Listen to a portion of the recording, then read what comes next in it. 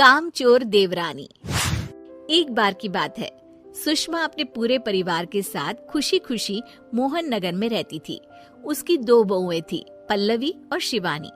एक दिन दोनों बहुएं रसोई में काम कर रही होती है कि तभी उनकी सास सुषमा उन्हें बुलाती है। अरे बहू, जरा इधर तो आना। शिवानी, जरा जाकर देखना सासू माँ क्या कह रही हैं। दीदी आप ही देख लो ना जाकर, आपको भी तो सुनाई दे रहा है। अरे मैं आटा गूंद रही हूँ ना, तुम चली जाओ।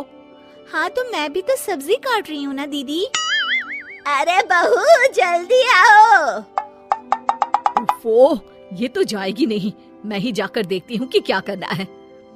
पल्लवी सुषमा के कमरे में जाती है। जी मम्मी जी, क्या हुआ? शाम को घर पर कुछ मेहमान आने वाले हैं, तो तुम अच्छा सा खाना बना लेना बहू। ठीक है मम्मी जी, आप बता दीजिए क्या क्या बनाना है और कितने लोग आ रहे हैं। सुनील की मौसी जी और उनका पूरा परिवार आ रहा है। कुल मिलाकर 3 लोग और हमें मिलाकर हुए 9 लोग। तो अभी से ही तैयारी करना शुरू कर दो। और हाँ, घर की सफाई भी कर देना, हाँ अच्छे से। जी मम्मी जी, सब काम हो जाएगा, आप चिंता मत कीजिए। पल्लवी शिवानी को घर में मेहमान आने वाले हैं इसके बारे में बताती है। क्या 9 लोगों का खाना बनाना होगा, घर की सफाई करनी है? बाप रे, सासू माँ ने तो हमें घर की नौकरानी ही समझ कर रखा है। ऐसा नहीं बोलते शिवानी, हम इस घर की बहू हैं और घर के काम करना हमारा फर्ज है। दीदी तो है ही सासू माँ की चमची, जब देखो सासू माँ सासू माँ। मैं तो इतना सारा काम नहीं करने वाली। शिवानी कपड़े लेकर गमला साफ कर रही होती है और चक्कर आने का नाटक करने लगती है। मेरा सर चकरा रहा है। तभी वहाँ पल्लवी और सासू माँ जाते हैं। अरे बहू, क्या हो गया तुम्हें? मम्मी जी, बहुत तेज सर में दर्द हो रहा है। तुम एक काम करो शिवानी, आराम कर लो। नहीं नहीं दीदी, घर में मेहमान आने वाले हैं, मुझे आपकी मदद करनी चाहिए। अरे कोई बात नहीं शिवानी, तुम आराम कर लो, मैं सब काम कर लूंगी। ठीक है दीदी, अगर आप इतना कह रही हैं तो आराम कर लेती हूँ। शिवानी आराम से अपने कमरे में मैगजीन पढ़ रही होती है। इसे कहते हैं आराम की जिंदगी। इतना सारा काम।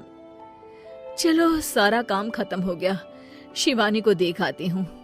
शिवानी अपने कमरे में ईयरफोन में गाने सुनते सुनते सो जाती है और उसके साइड में मैगजीन भी रखी होती है। पल्लवी वहाँ आ जाती है और वो सब देखती है।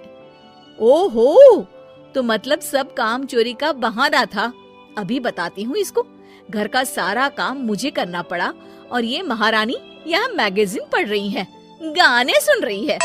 पल्लवी रसोई से एक प्लेट और चम्मच लेकर आती है और शिवानी को थाली बजाकर उठाने लगती है। शिवानी अचानक से उठती है।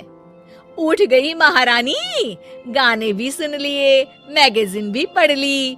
तुम तो बहुत बड़ी झूठी निकली शिवानी।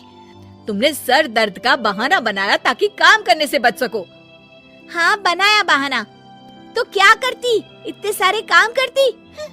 मुझे कोई शौक नहीं है चापलूसी का। क्या चापलूसी? तुम्हें लगता है कि मैं सारे काम चापलूसी के लिए कर रही हूँ? और नहीं तो क्या। तभी वहाँ सासू माँ आ जाती हैं। अरे बहू, वो लोग बस आने ही वाले हैं, तुम तैयारियां कर लो। जी सासू माँ, तुझे तो मैं बाद में देखती हूँ। सब खाना खाने बैठते हैं और खाना शुरू करते हैं। तभी सुनील की मौसी बोलती है। वाह भाई वाह, खाना तो बहुत ही अच्छा बना है सुषमा जी, एक एक चीज में क्या स्वाद है। ये सुनकर शिवानी मुंह बना लेती है। उसे अपनी जेठानी की इतनी तारीफ रास नहीं आती। आपकी बहुएं तो बहुत ही अच्छा खाना बनाती हैं। हाँ, बनाती तो दोनों ही अच्छा है, पर आज ना ये सारा खाना बड़ी बहू ने बनाया है। छोटी बहू की तबीयत ठीक नहीं थी, सो इसलिए। मानना पड़ेगा सुषमा जी, आपकी बड़ी बहू तो बहुत ही गुणवान है। पल्लवी की तारीफ सुनकर शिवानी को जलन होती है।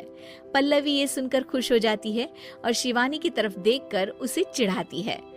कुछ देर बाद मेहमानों के जाने का वक्त हो जाता है। मौसी जी सबके लिए उपहार लाई होती है। वो सबको शगुन के पैसे देती हैं और अंत में पल्लवी के पास आती है। तुम्हारे लिए शगुन का लिफाफा तो है ही, पर बहू तुम्हें एक और उपहार भी मिलेगा इतना अच्छा खाना बनाने के लिए।